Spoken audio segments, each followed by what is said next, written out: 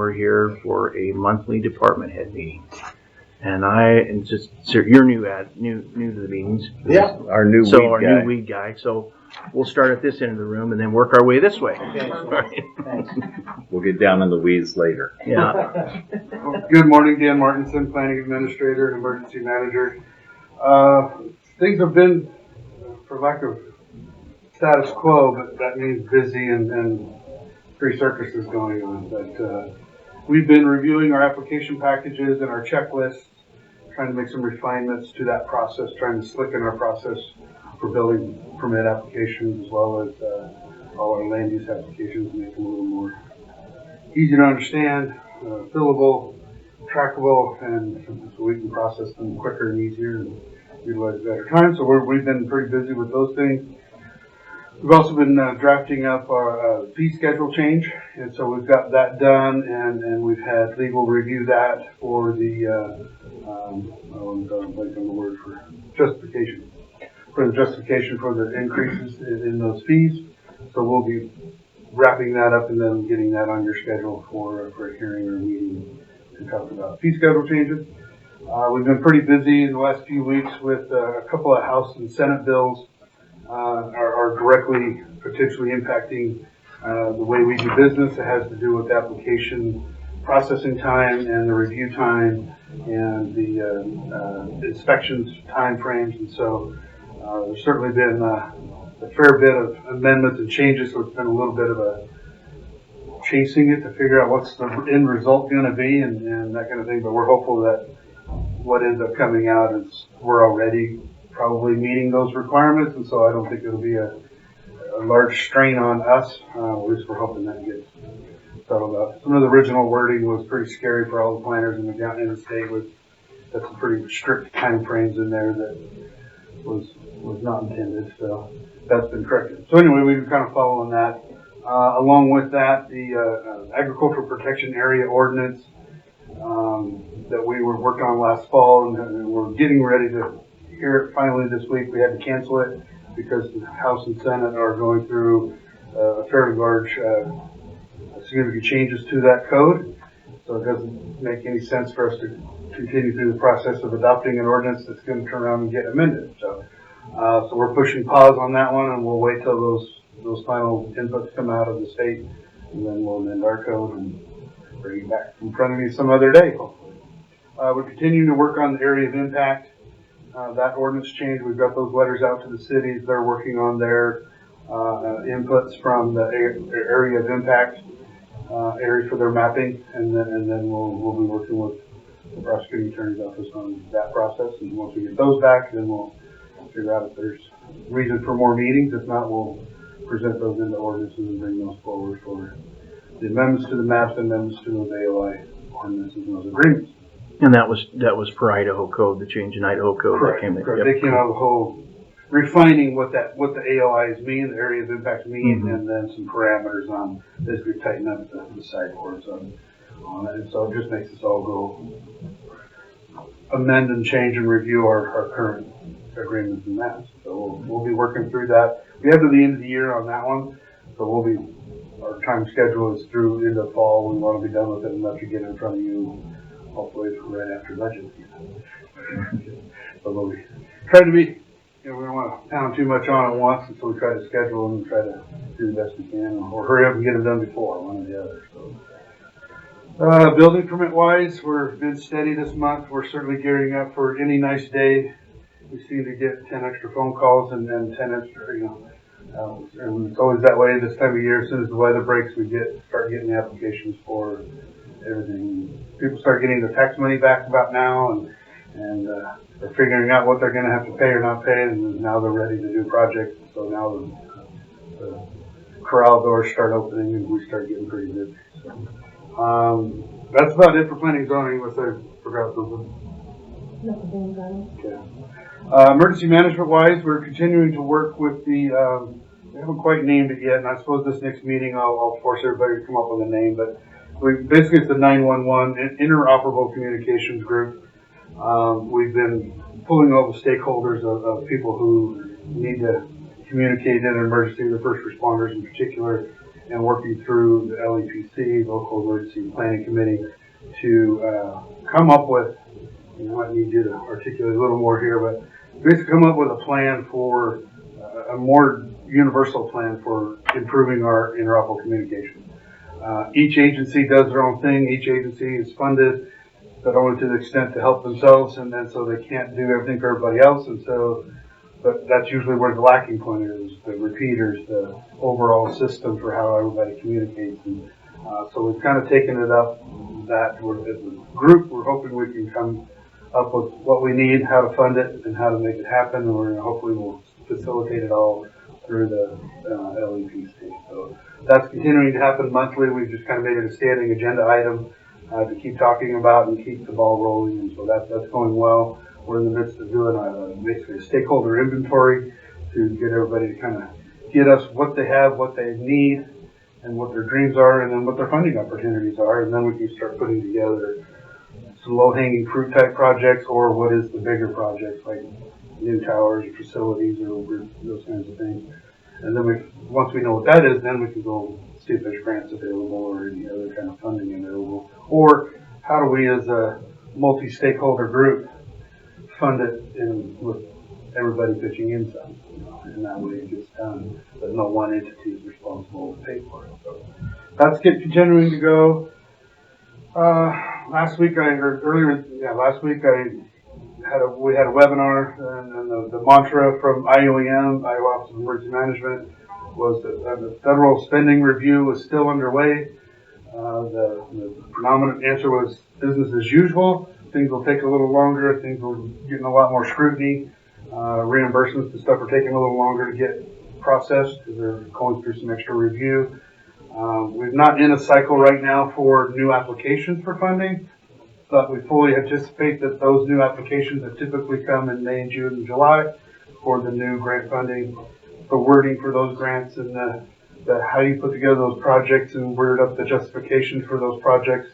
There's going to be some specific words you don't use and some other new words we absolutely need to use. And that's kind of always been the case. But what that means, we're going to revise the cut and paste for this year. So far, that's the instruction we've been given. Right now, there's been no cancellations or prohibitions, or as far as we know, nobody's been getting fired from the state level. But every meeting, we get everybody shrugging their shoulders. We don't know yet, but at least we're not hearing about people getting fired. So beyond that, that's about it. Great. Okay. You can add on to the 911 if you want. Nothing really. I mean, that'll ultimately the goal is having these stakeholders come together, and it's a phenomenal group. I mean, state, federal, the Forest Service, ISP, local law enforcement, and how do we navigate communications? You may not be able to do one and done for everybody, but if everybody understands how each other's works, they can do that interoperability in a better way. So figure out some consultants to help bring that all together. So it's a pretty cool team, and I'm pretty excited about what they're doing with that. Okay. From the grants world, Colleen Rosen from our grants. Sorry. Colleen Rosen, grants administrator for Shoshone County. So on the grant side, it's the time of year for annual reports and quarterly reports, and then the usual monthly reports. So it's just a whole lot of reporting and spreadsheeting right now. So that's kind of where I spend a lot of my time. Last week I was at the FTA conference, the Federal Transit Administration conference in Kansas City. Phenomenal. So I appreciate you guys supporting that going over there. It gave me an opportunity to directly talk to FTA about the Silver Express and how that's operating and their policies. It was specific to drug and alcohol program management.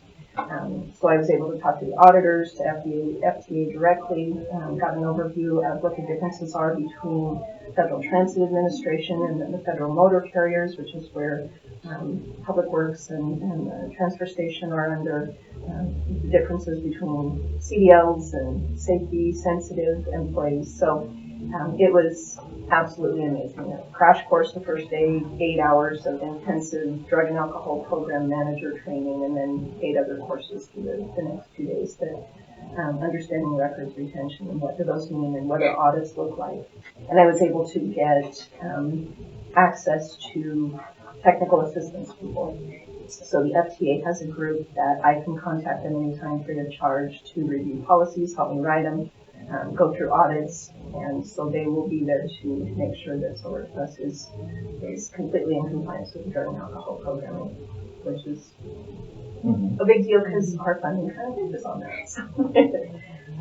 There is, I just got the announcement today, if anybody is interested who does purchasing, and if tariffs may affect that, any imports or steel or things like that, NIGP, which is the National Procurement Group that I belong to, has a course.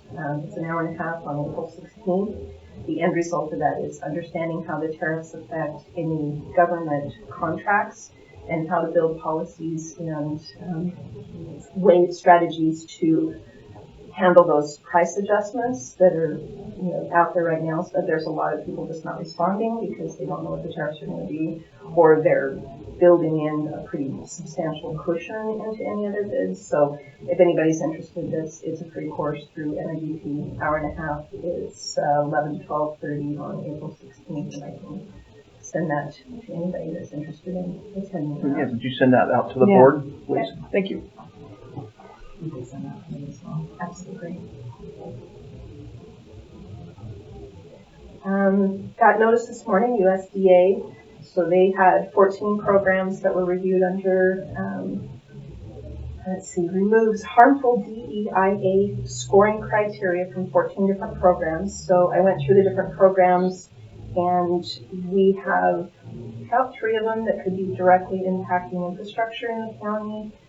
Almost every program has a potential to impact this, whether it's through the utilities, whether it's direct to county, or whether it's economic development. And so a lot of businesses and those that have microloans or different grants to help their businesses grow, these can affect them.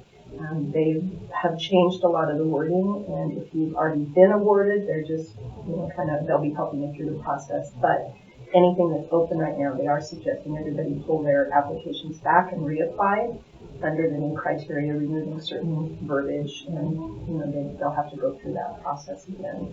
So it's still kind of an ongoing, and USDA funds massive amounts of programs. So this was the 14 that they released information on today. And then I'm sure you guys are fully aware there's, NACO has a really good group put together that's pushing for permanent funding for SRS. And so, I would encourage everybody to reach out and push our representatives to really push forward with that permanently funding SRS, because that's huge for our county. Let's see, ILED. We had our first graduation from the ILED program yesterday. Absolutely amazing. She completed total sobriety, all the programming. She has her health in line. She got glasses and health care. She got a driver's license. She has stable housing. She has family relationships redone. So it was just one of those beautiful moments of the program was a success. Our second graduation will happen Thursday. She has done a lot of the same. The first one was kind of our unicorn, absolutely no sanctions or relapse. She was the prime example of how this program should work, but an anomaly. So it was a pretty cool program. There'll be an article in the newspaper coming out. Josh was in attendance yesterday, and then the next one will be Thursday. And then I guess really just kind of last is the IPD is going to do a site visit for the bus this summer, so I'm just working on getting all of that site review documentation up and ready and sent back into them for when they come. Now, has the grant on the bus, is that a problem? Or have they stopped? Have they done anything to? No, so that one's a go through. That one's been pretty easy, and I've heard no communications, and the conversations have been didn't bother us at all. Okay, good. Including the CARES, because we have the 2 different 311s, so both of them are Okay, good. no problems, no concerns. Hello, I'm Jessica Stutzky, Public Works Director for Shoshone County. just to kind of update where we are with our scheduling, we just flipped over to where our road crew staff, they go to their schedule for summer projects. So they will be at the shops Monday through Thursday for 10-hour days. It allows more time to work on projects. When we get into plowing season, they go to their 5/8, where it's a Monday through Friday schedule, and we get better coverage. So just wanted to let everybody know that we're back into our 410s. We started clearing Moon Pass. The Osborne District started clearing Moon Pass a little bit early this year for several reasons. The most important being that we really want to get up there and have things opened up for the contractor the start of May, so they can start working on some of that slide stabilization work that's going through the Federal Highway Administration. And that is 100% funded as long as we finish by their deadline, which is why we pushed to get in a little bit earlier. Normally we don't start opening until around the 1st of May. This year we had several things working for us, one being the weather. It was a little more mild and we could start clearing. And so the crews have made pretty significant progress, and even with the over the weekend snow that we had, they're still making good progress and pushing ahead. So we look to be on track for that. Right now it is barricaded and closed to the public at the bottom, because while we have equipment up there working and our guys working, we can't have people up there recreating or trying to get around it. It's just a recipe for disaster. So I think we really haven't had any problems with that, and we've been monitoring for security and no issues. So pleased to report that. On that issue, can I ask, Yes. was the Forest Service supportive? Yes, very supportive, and we're very thankful for our relationship with Forest Service and our partnership with them. Just to remind everybody, that's sort of a shared jurisdictional roadway, where it is one of the 9 roads that's covered through our Schedule A maintenance agreement or cooperator agreement. And so that is one that we do all of the maintenance. We have jurisdiction for maintenance through some easements, but the property itself is Forest Service property. So it gets a little bit complicated. It is also a groomed trail on their travel map. And so it's a little more complicated to just close the road or change things up. And Forest Service has partnered with us very well and been very cooperative and supportive for us. So we want to thank them for that. I do have a pre-construction meeting scheduled tomorrow at 1 o'clock in my office. It's going to be a Zoom platform, and it's going to be with the contractors that are going to be doing that slide stabilization work. So I should have some more to report after that meeting, what their schedule looks like, any changes that might need to happen, intermittent closures to the public once we actually open up the road. I'll know a little more on what we're looking at, and I'll report that when that comes in. Other things in our department, we're just kind of working on typical spring stuff as far as, brushing, sweeping, patching, a lot of patching. Still, patching is a never-ending job. So in all 4 districts, that's pretty much what they're focusing on when we have good weather. Today would be a good day for patching. Yesterday, not so much. So we work with what we have on that. And we've been experiencing just the typical spring problems when we have a wet spring. Yesterday had reported to me that we had a minor mudslide just on the other side of Dobson Pass on Beaver Creek. We did have to restrict traffic down to about a lane and a half with signage and put up some Jersey barriers. We will go back in when it dries out and clean it up. It's not a steep slope. It's not a huge, danger slide potential. It's just more of a nuisance for this time of the year. The usual suspects down on the St. Joe River Road. We have about 20 locations that slide frequently, rock fall, and so our staff of only 2 down there have been busy pretty much taking care of the rocks. That's what they've been working on, brushing in between when they have time. Staffing levels, we did fill a couple of the positions that we had open. Last time I think I reported we had 5 openings, and then 2 off for medical, so down a total of 7 people. We still have the 2 off for medical. We hope to see them back within the next 3 weeks. and we did fill 2 of the full-time positions, which still leaves us with 3 open positions. So just to kind of give a briefing on where we're at with our staffing levels. We did retain 2 of the winter temps for a little bit longer. We had room in the budget, and with that Osborne crew utilizing most of their staff on Moon Pass, it's really been a godsend to have them agree to work longer so we can continue our operations in this district and not have to cut back in the meantime. So I imagine they'll stay on another couple of weeks, and we'll try to get as much work out of them as we can. Other things in our department, a lot of things heating up with our bridges that we have, our funded bridges through the Leading Idaho Local Bridge Program. We are in the design phase of the Terra Gulch Bridge. Looking like that won't go to construction for another 1.5 years or 2. The 2-mile bridge, we're hoping to advertise probably within the next month to get started on that this year. The Elk Creek Trestle down on Potlatch Road is scheduled to be replaced this year. Leading Idaho, just to remind you, that funding is 100%, it's no match. And the Bouillon Creek Bridge, which is on the Wallace side of Moon Pass, that one is scheduled to be replaced this year too. So a lot of coordination with the different contractors and the different projects going on, a lot of irons in the fire up there. And then some good news, we just haven't gotten the official notification yet, but LTAC posted it online, the rankings for applications. They did allow all of the jurisdictions to submit for 2 bridges for the last round of Leading Idaho Local Bridge.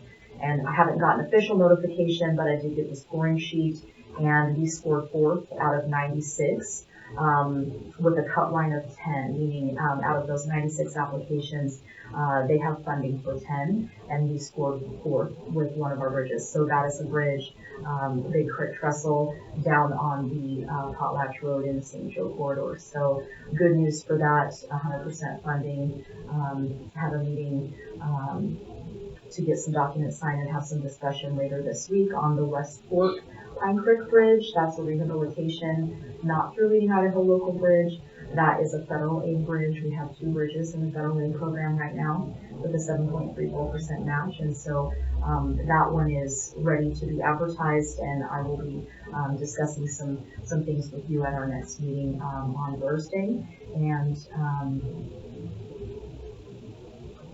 I think that's about it for bridges. We've got a lot of irons in the fire with bridges. Now is that Big Creek Trestle, is that the same one that? It is, yes, Oh, that we've right. had discussion about with the ramp. Yes, Yep. so that one is it'll go into design once we get the paperwork packet, the agreements.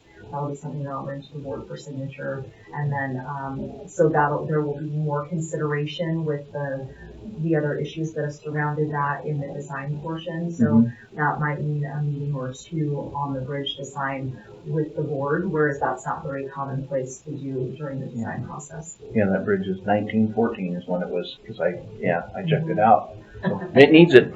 It's due. Yeah.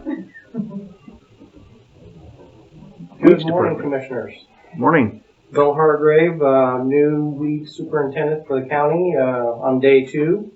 I got a computer, so hopefully I get to look at the records and things of that nature, and formulate some spraying plans for the county, and then hopefully we're going to bring on a contractor here within a month or so and get some more work done. Okay. Did you go out and look at your facility out there Not in the yet. vehicles? Okay. We'll do that here today, I think. Okay. You gonna do that with him, or do you want? Yes, I'd Okay. be happy to do that with him. Okay. I haven't gotten the keys yet. So, I got him. Yeah. Perfect. So after the meeting, if I can get Yep. those from you. Okay. Have you reached out to our contract sprayer yet? No, Okay. I don't, unless you have. Yeah, no, we just, yesterday was the leads meeting that Oh, he yeah. attended, and today he arrived at 9, and I told him we had this meeting, so we haven't had a chance to dive too far in. Okay.